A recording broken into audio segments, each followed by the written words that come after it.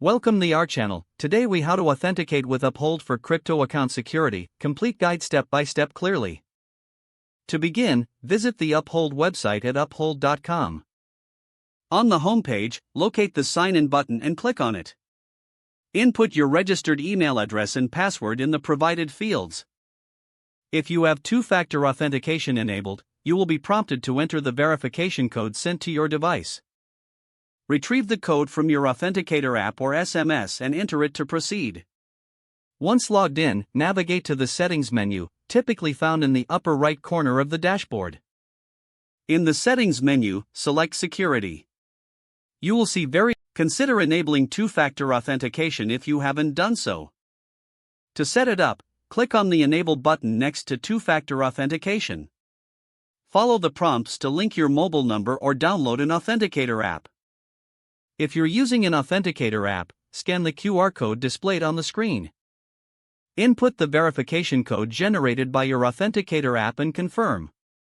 Next, set up Withdrawal Whitelist to enhance your account's security. In the security settings, locate the option for Withdrawal Whitelist.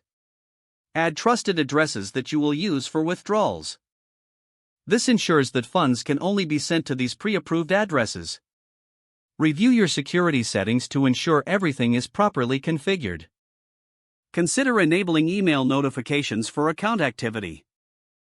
This helps you stay informed about any changes made to your account.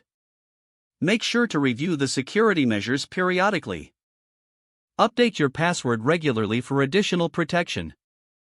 Lastly, familiarize yourself with Uphold's Help Center for any questions or concerns. By following these steps, you can significantly enhance your crypto account security on Uphold. If the page does not load, refresh the browser or try again in a private or incognito window. Make sure you are using the correct email address, then retype it carefully to avoid small typos.